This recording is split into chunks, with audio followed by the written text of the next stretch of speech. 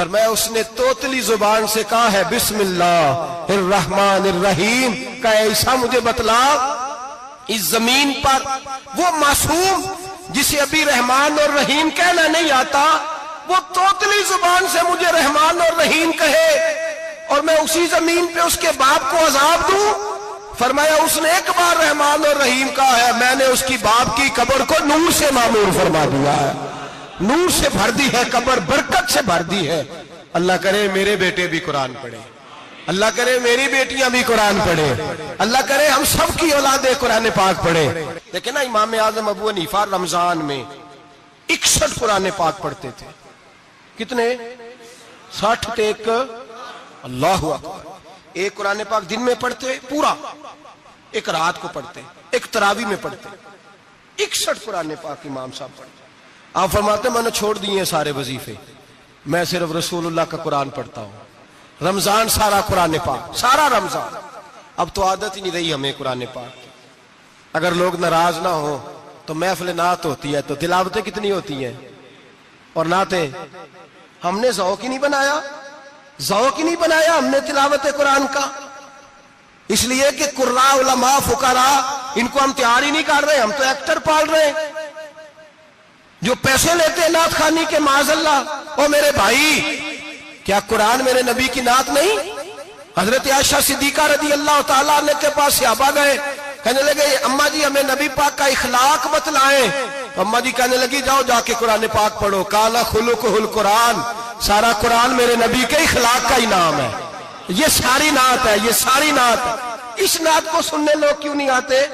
اتنا رش میں اپنے نعت میں اتنا تراویح پہ کیوں نہیں ہوتا؟ اور ملت کا جوان یاد رکھے، بوڑھے تراویحاں پڑھتے ہیں، ضعیف تراویحاں پڑھتے ہیں، گھٹنوں میں درد ہے تراویحاں پڑھتے ہیں، بیمار بوڑھے تراویحاں پڑھتے ہیں، جوان وہاں چوک میں کھڑے۔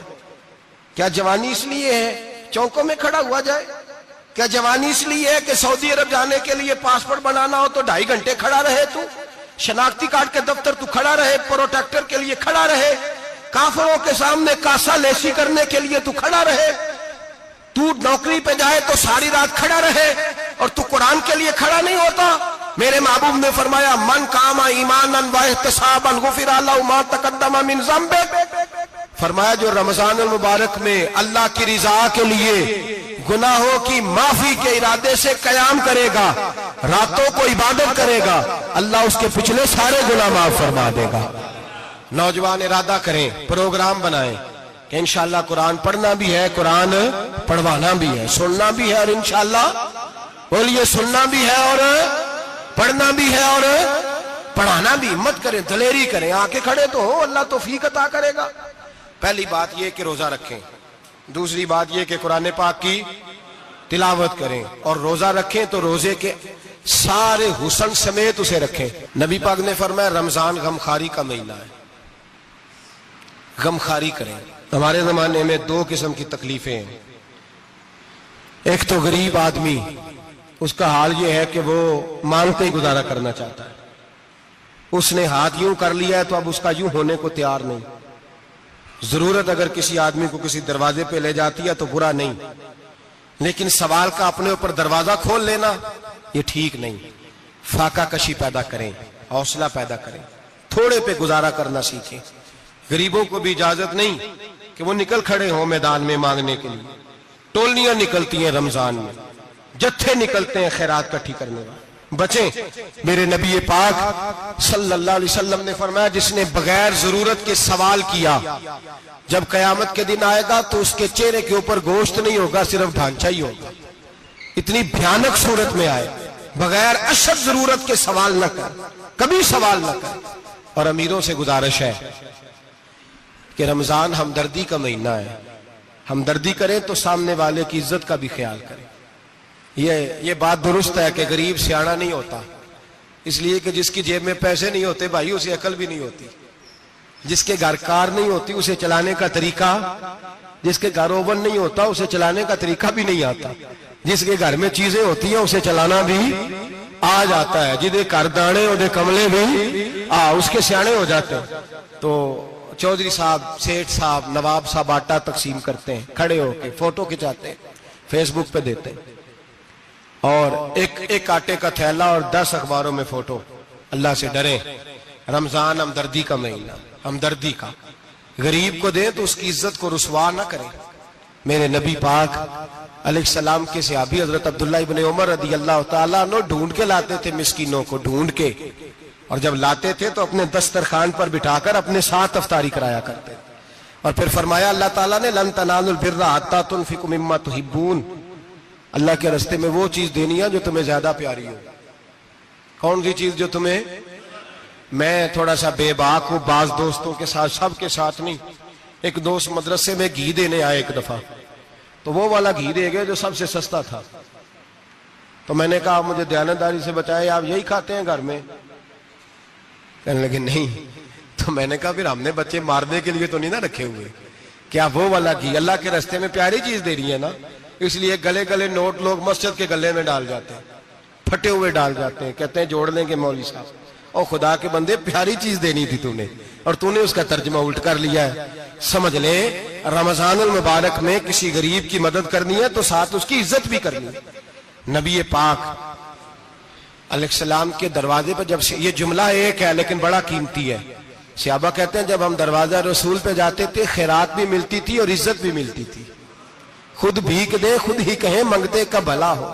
خیرات بھی ملتی تھی اور عزت بھی ملتی تھی. نبی پاک ساتھ عزت بھی دیتے تھے. مسکین کو غریب کو دیں اور خیر خائی کریں. جوتے بیچنے والے جوتوں کے ریٹ سستے کریں. کپڑا بیچنے والے کپڑے کا ریٹ، درزی صاحب بھی ریٹ سستا کریں. دکاندار بھی چیزوں کا ریٹ، حکیم صاحب پیسے کم لیں، ڈاکٹر پیسے کم کریں، حکومت نرخوں میں کمی کرے، اور یہ کام اجتماعی طور پہ کریں. میرے نبی پاک نے فرمایا رمضان غمخواری کا مہینہ ہے، اس میں غمخواری کرنی ہے، دوسرے کا خیال کریں، اظہار کریں، قربانی کریں. یہاں ہر چیز کا ریٹ بڑھ جاتا ہے رمضان شریف میں.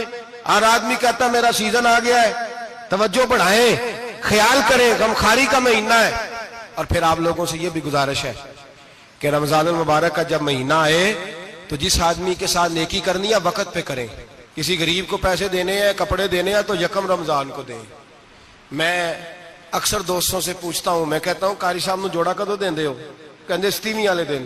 میں کہ مینوں لگ گئی سمجھ، تہاڈی سازش ہے کہ جڑے سواں کے پاں نہ لوے. ایویں مولوی چودھری صاحب دے نال دے کپڑے پا لے تے کتے لکھیا ہے اینوں دینا ہے 27. تسی دسو 27 والے دن کو درزی سی کے دیندا ہے اونوں 3 گنا بھی پیسے دئیے تے کہندا جڑے باقی نے انہاں دے نہیں بٹن پہ لگ دے میرے کولوں. کتھوں جوڑا سی کے تو کس دن دیتے ہو قاری صاحب کو؟ کیا مقصد ہے؟ پہننے کے لیے دے رہے ہو یا اس لیے دے رہے ہو کہ نہ پہن سکے؟